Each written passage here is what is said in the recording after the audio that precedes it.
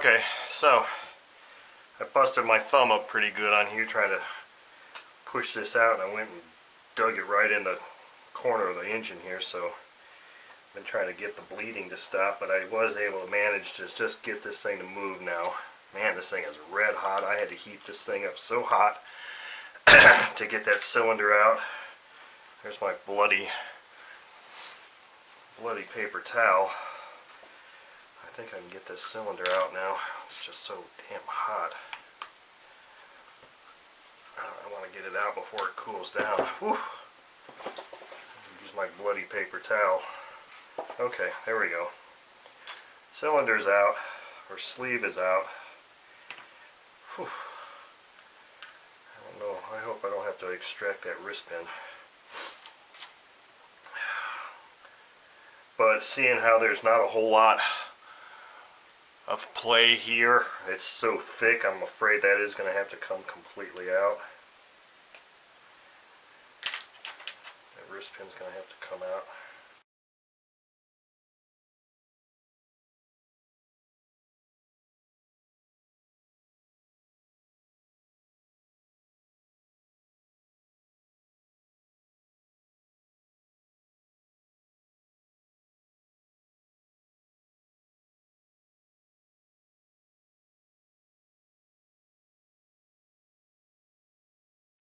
We're at a real impasse here. I'm going to keep screwing with this thing and turn the video off because I'm sure there's going to be some cussing and swearing going on right now. This engine is proving, excuse me, to be a bit more challenging to take apart than I had envisioned and or hoped. Having an extremely hard time trying to get this wrist pin out of here. I had this nice big wood screw drilled in there, and it goes in there and it grips that thing really well, but I've heated that thing, I've frozen this thing, I've put LA's Totally Awesome cleaner inside the top of the piston or in the bottom of the piston there and just let it sit.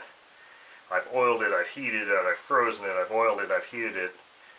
I can't get that wrist pin to come out, so I'm gonna have to just keep thinking on things. So anyway, I thought I'd go do something easier, which turned out it hasn't been any damn easier at all, which was just to remove the timing gear cover and get the timing gear out. But I can take the screws out and I can sit here and do this all day, but I cannot for the life of me get this cover off. I'm not sure what kind of, I don't have a whole lot of leverage, and I don't want to get in here and start prying on these ears because they'll snap right off. So I tried drizzling some oil down in here where there is no cam follower and heating it up, and I can just get the thing to rotate like this, and that's it. I can't get that thing off. So, amidst my frustration, I'm going to go on to something that hopefully won't be quite so frustrating, which is maybe I can at least document this fuel regulator. So, the thing that's important that I read on the YS instructions is this little tip here always needs to be facing forward when this gets reassembled. So let's go ahead and see if I have any issues getting this regulator off, and at least inspect the internal condition of those parts. Kind of frustrated at the rest of the engine at this point. Okay, so there we go. There's the gasket, which just I just touched it and an ear of it fell off, so that gasket obviously is no good. So this thing doesn't do anything else. All the working parts of this regulator are right here. I'll drop that screw out. This, let me zoom in here a bit more.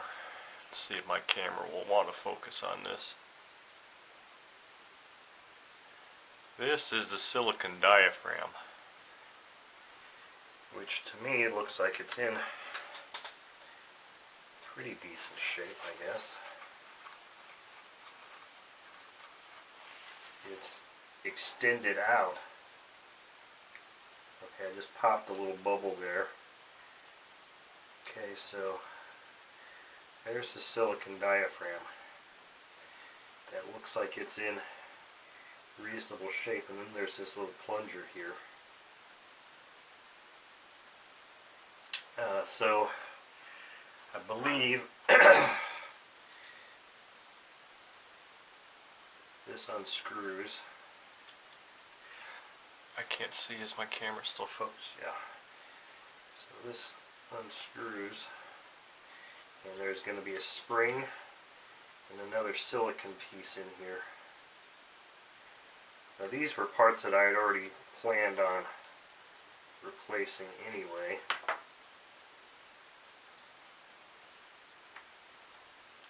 Okay, there we go. There's a little, wow, that's small, little spring. It looks like it's got one of those little Viton type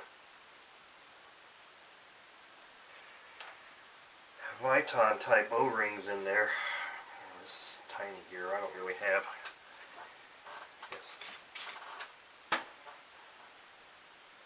To me, this little regulator piece looks like it's okay. But that's really the least of my concerns right now.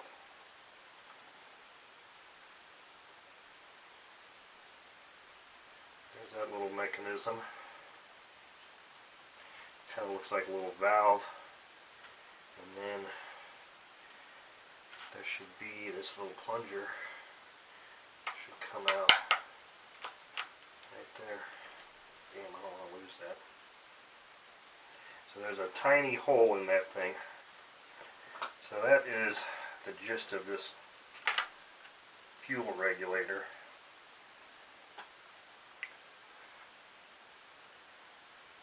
There's the case itself, the little plunger, the plunger, mechanism, the actual thing there. That feels rusty. So I don't know if when you buy a plunger, if that is what you get, or if you're just getting this silicone thing. There's the spring. That looks okay. Like I said, I'm not really sure where I'm going to go with this at this point now. But these are the pieces of the fuel regulator, just for the heck of it. See if I can put it back together. Let me leave my magnifier down on here. Wow. So that's the thing, is I don't know how in the hell you're supposed to put that little thing on there. There's just such a tiny little hole there. I almost have to maybe just get some really small tweezers and grab that thing. Let me go and grab some small tweezers and see if I can put that thing back on. Okay, I've got some flat-jawed tweezers here. Try and grab this thing. See if I can't put it back on. Okay, looks like I got it on.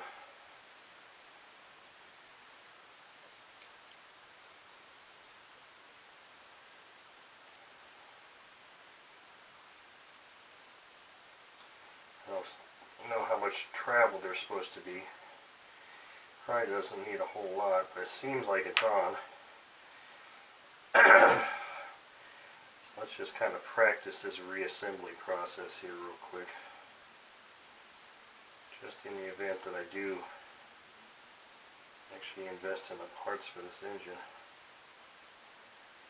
I don't know what I'm getting into here.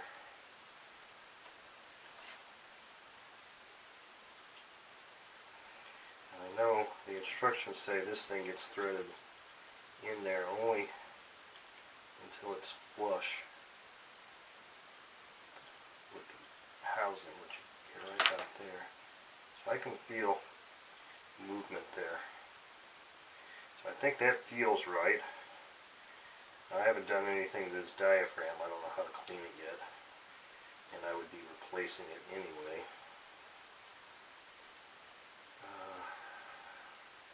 Let's see here. It goes towards the front, so I guess you can just kind of place it like that.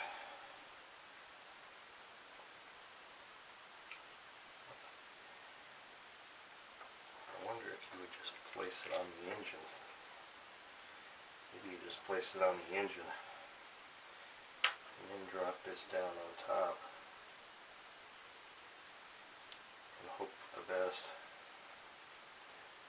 I'm not sure.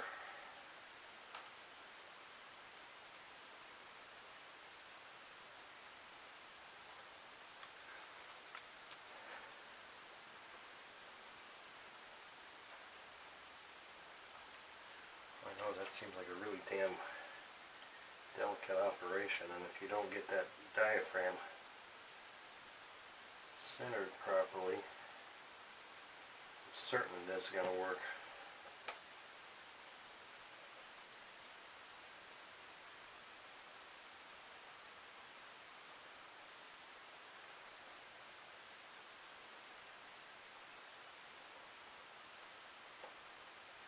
This could definitely be a challenge, and I'm not even using, known good parts. I'm just doing this as practice.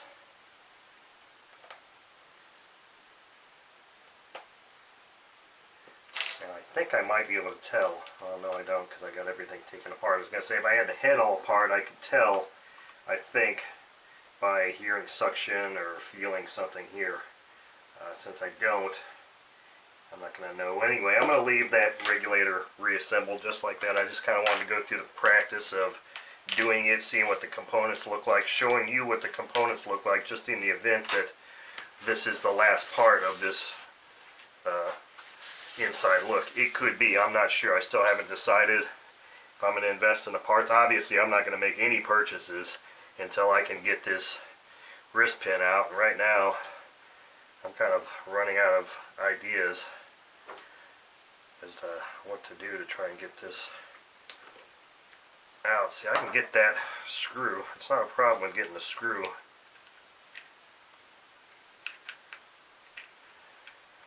to lock into the wrist pin at all.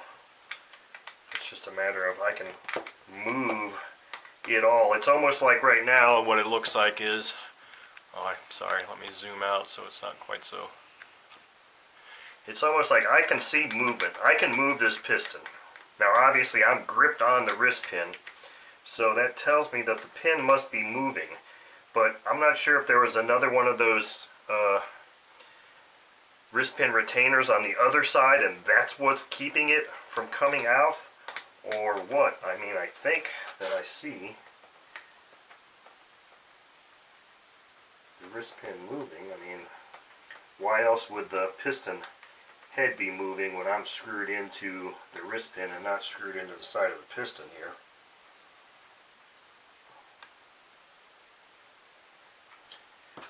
I'm pretty sure I'm not screwed into the side of the piston.